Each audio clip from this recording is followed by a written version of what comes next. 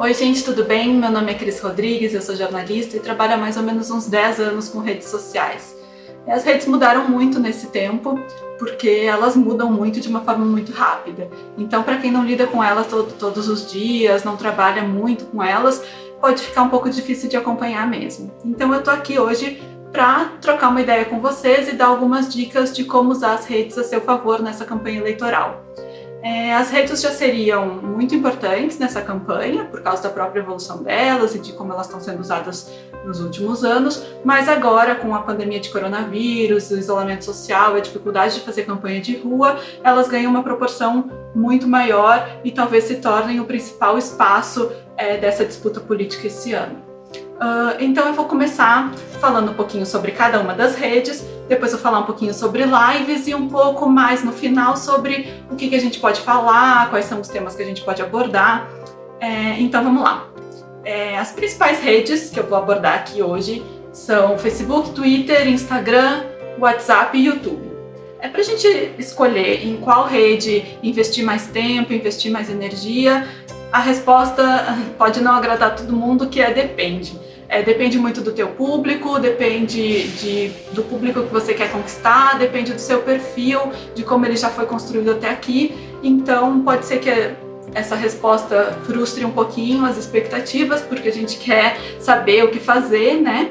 Mas na verdade ela mostra que tem um caminho todo aberto para construir um espaço dentro de cada uma rede. Afinal de contas, se tivesse uma resposta pronta, estaria todo mundo fazendo a mesma coisa e não funcionaria, né? Então a gente tem aí todo um espaço para se destacar em cada uma dessas redes. Então vamos começar pelo Facebook. O Facebook ainda é uma rede muito grande, é aquela rede onde todo mundo tá. Então não dá para abrir mão dele, é importante olhar um pouquinho com cuidado para ele e pensar em como trabalhar essa rede social. Mas é verdade também que o Facebook tem um algoritmo bem chatinho e que vem restringindo cada vez mais, já há vários anos, mas cada vez mais, o alcance das publicações das páginas. A ideia da rede é que ela se torne muito mais pessoal e que para as páginas conseguirem atingir mais gente, que elas precisem pagar. Bom, essa limitação complica um pouquinho agora no período eleitoral por causa das limitações de publicidade, né? Mas mesmo sem pagar, tem algumas coisas que dá para fazer no Facebook que pode explorar nessa rede para ela trazer algum retorno. O Facebook costuma privilegiar conteúdos que são colocados dentro da própria plataforma, como imagens e vídeos, em vez de links que levam para fora do Facebook. Eles querem que as pessoas continuem ali dentro. Uma coisa legal do Facebook é que ele tem estatísticas bem completas dentro dele mesmo e que dá pra gente olhar lá e ver que conteúdo está indo melhor, quais posts estão indo bem, e a partir daí ir ajustando, ver qual é o público que está atingindo e aí ir ajustando esse conteúdo a partir desses dados que tem ali. Então essa é uma vantagem do Facebook. Falar um pouquinho do Twitter agora. O Twitter é uma rede social comparativamente muito menor, porque tem bem menos gente dentro dele do que o Facebook, mas ela é uma rede muito de formadora de opinião. Então tem muito político, muito jornalista, e as coisas que estão ali dentro acabam repercutindo e indo também para outras redes. A gente vê, volta e meia, prints do Twitter no Facebook ou coisas desse tipo. O Twitter tem uma vantagem que é uma rede bem simples de usar, embora ele também privilegie vídeos e fotos, conteúdos colocados ali dentro, ele também vai muito bem só com texto, né? Uma rede que a gente sabe de textos curtos e esses textos podem ter um impacto muito grande sem ter um grande investimento em imagem, em vídeo, em edição, qualquer coisa desse tipo. Então é legal por causa disso. E a partir disso, o conteúdo pode repercutir muito mais e pode ir mais longe. E aí para o Twitter vale investir em opinião mesmo. Na verdade vale para todas as redes, mas para o Twitter especificamente, ninguém quer ver muito mensagem pré-formatada ou aquelas mensagens com cara de assessoria de imprensa. As pessoas querem que você se posicione, que você diga o que você está achando de determinado de determinado tema, de determinado assunto, de coisas que estão sendo debatidas, ou que traga alguma proposta, alguma sugestão, que traga alguma coisa que venha de você mesmo, que não é uma coisa que seja construída, que venha pronta, que venha de fora. E no Twitter vale bastante também interagir com posts de outras pessoas. Vale retweetar com comentário, vale ir lá interagir e tal. Isso costuma ir super bem e mostra que você está aberto e que você está querendo construir, que tem diálogo. Vamos ao Instagram, então. Bom, o Insta é uma rede que está crescendo bastante, que tem cada vez mais gente ali dentro. Ela também tem um algoritmo um pouco limitado, desde que foi comprado pelo Facebook, mas ainda tem bem mais espaço para crescer e para construir ali dentro do que o Face. Eu acho que ainda o Instagram hoje talvez seja uma plataforma que valha olhar com bastante carinho e investir um pouco mais de energia ali dentro. Bom, o Insta é uma rede de fotos e vídeos, principalmente, né?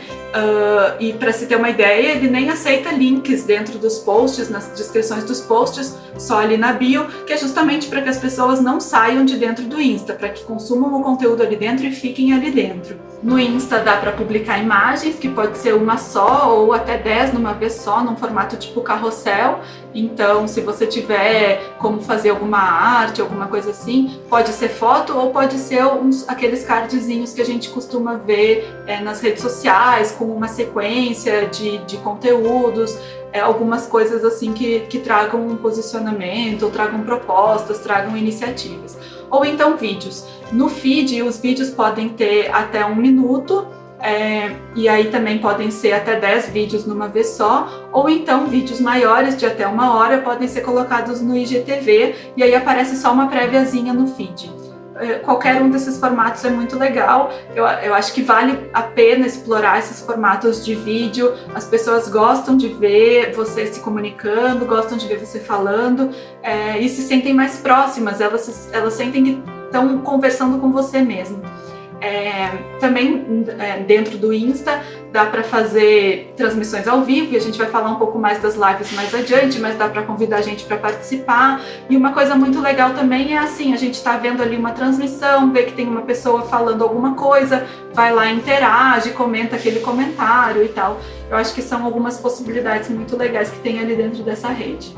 E uma coisa que eu acho legal, que funciona especialmente no Instagram, é que dá para misturar bem, fazer uma mistura bem legal de conteúdos mais pessoais e mais políticos. Então dá para colocar uma foto ali sua, uma foto da família, alguma coisa assim que as pessoas gostam de ver, que às vezes a gente até se sente um pouco exposta, mas as pessoas gostam de ter esse contato, e depois no post seguinte colocar algum card, algum comentário sobre alguma coisa que esteja acontecendo, ou trazer alguma proposta, alguma coisa assim. Então isso eu acho que funciona muito bem no Instagram e é legal de investir. O YouTube é uma rede que está crescendo muito também, a gente está vendo aí um monte de youtubers ficando famosos, mas é uma rede um pouquinho mais complicadinha. A gente costumava ver até um tempo atrás o YouTube mais como um repositório de vídeos, um lugar ali para só largar um vídeo que a gente não sabe muito bem, quer usar e quer distribuir. Hoje em dia ele é muito mais do que isso, ele funciona como uma rede social mesmo, tem sua dinâmica própria, as pessoas entram ali e procuram conteúdo ali dentro e vão indo de um conteúdo para outro ali dentro. Só que é um pouco mais difícil de construir conteúdo para o YouTube, porque ele precisa ser um pouquinho mais trabalhado para ficar legal, para interagir com a dinâmica daquela rede. O YouTube, só para ter uma ideia, ele funciona como uma ferramenta de busca, praticamente como um segundo Google. As pessoas, hoje em dia, às vezes, em vez de procurar no Google, elas vão fazer uma busca dentro do próprio YouTube para achar conteúdo ali dentro. Então, se você for investir no YouTube, se você optar por trabalhar com vídeo, por ter alguma coisa, algum tipo de edição desses vídeos, é legal ter cuidado na hora de subir o conteúdo no YouTube, para ter tags, para ter uma thumbnail, para ficar aquela imagem que aparece quando a gente publica o vídeo, com um textinho curto que vai direto ao assunto, um título que dialogue também com as coisas que as pessoas estão buscando. Tem que ter um pouquinho desses cuidados na hora de produzir conteúdo para o YouTube. Mas é isso, para vídeos quem for trabalhar assim com o seu smartphone, não tiver muita habilidade de edição, ou não tiver condições, não tiver tempo de fazer isso, talvez seja mais legal focar mais no Instagram ou em outras plataformas, porque o YouTube demanda um pouquinho mais de edição e um pouquinho mais de trabalho nesse sentido. Embora seja uma rede muito legal e que tem muito espaço para crescer também. E por fim, o WhatsApp. Eu particularmente defendo muito o uso do WhatsApp. Eu acho que é um espaço que a gente tem que ocupar e que pode ser muito explorado. E o uso pode ser bastante simples, assim, pode ser feito com o seu próprio smartphone. Você mesma pode pegar e criar listas de transmissão, criar grupos e distribuir o conteúdo a partir dali, ou então ter um telefone extra que seja dedicado para um WhatsApp da campanha, por exemplo, e aí você divulga o número, divulga o link para as pessoas entrarem ali. Como é que ele funciona? Ele pode ter listas de transmissão e grupos com até 256 pessoas cada. Os grupos, ele tem a vantagem de que as pessoas se sentem mais ativas, elas gostam de participar, mas eles têm a desvantagem de que às vezes pode virar uma conversa enorme e acaba sendo um pouco invasivo, né? Porque nas outras redes, sei lá, se eu for entrar no Twitter, eu quero ver alguma coisa lá, eu entro no Twitter e eu vejo o que aparece para mim. No WhatsApp, cada mensagem que chega, ele notifica a pessoa, então ele é um pouco invasivo para quem está recebendo conteúdo, mas ao mesmo tempo ele é muito eficiente. Então, eu acho que vale a pena investir em listas de transmissão, e aí justamente por causa dessa característica de ser um pouco invasivo, pensar bem em conteúdos para serem enviados para essas listas, para que sejam bem assertivos. E nessas listas, sempre é importante lembrar que a pessoa só vai receber o conteúdo estando na sua lista se ela tiver o seu número cadastrado no telefone dela. Então isso tem que ficar bem claro para quando for cadastrar uma pessoa numa lista de transmissão, ela tem que salvar o número do seu celular no telefone dela. Mas eu acho que super vale a pena investir no WhatsApp. Também tem a possibilidade de criar grupos fechados em que só o administrador pode enviar mensagem, que também é uma alternativa que pode ser mais prática do que as listas, porque a pessoa já entra direto no grupo, não precisa cadastrar cada uma e tal. E não tem a desvantagem de estar todo mundo falando ao mesmo tempo e às vezes o conteúdo se perder ali dentro. Eu acho que talvez um grupo aberto para falar com a base, com os apoiadores mais próximos, para que a partir dali eles disseminem as informações, e ao mesmo tempo um grupo fechado para outras pessoas que estão querendo aderir à campanha pode ser uma estratégia legal. E aí depois disso tem algumas outras redes, por exemplo o TikTok, que é a febrinha do momento e tal, mas eu não vou entrar muito nelas, porque eu acho que ainda tem um público mais restrito. Mas se você quiser se aventurar, eu acho que sempre é legal dar uma olhadinha no que está acontecendo. Eu investiria principalmente nessas que eu comentei até agora.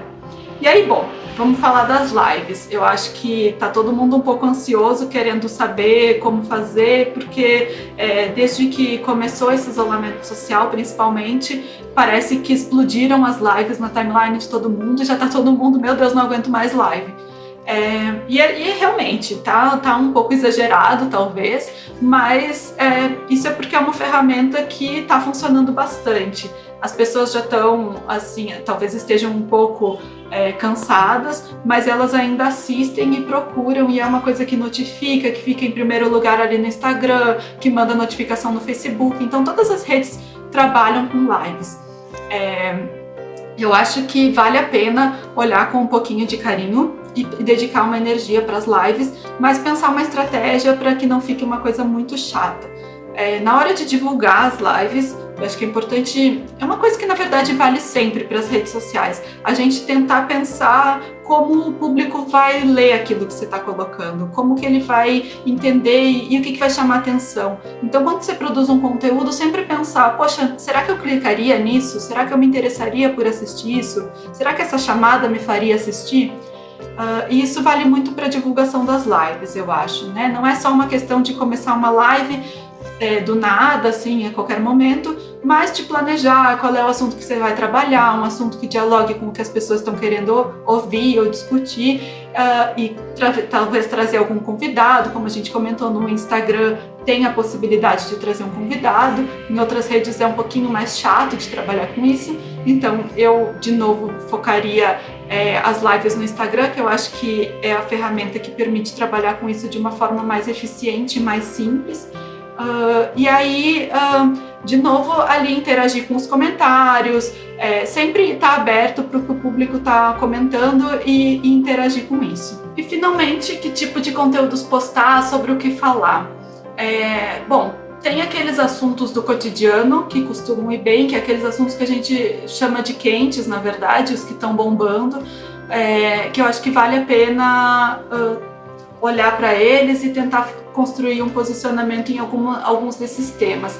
Não se trata de comentar tudo que está acontecendo, porque a gente nem dá conta e porque pode acabar falando alguma coisa que não tem nada a ver, mas de ver os assuntos mesmo que dialoguem com a sua plataforma, que dialoguem com as suas propostas, com o seu perfil e entrar neles, assim, comentar, sei lá, alguma ação do governo Bolsonaro, comentar alguma pauta sobre racismo, que é uma coisa que a gente está vendo bastante ultimamente. Esses temas que são fortes, que dominam o debate público, fica difícil a gente não entrar neles, até porque as pessoas cobram posicionamento de uma pessoa que é mais pública para que ela diga o que ela está pensando sobre aquele assunto.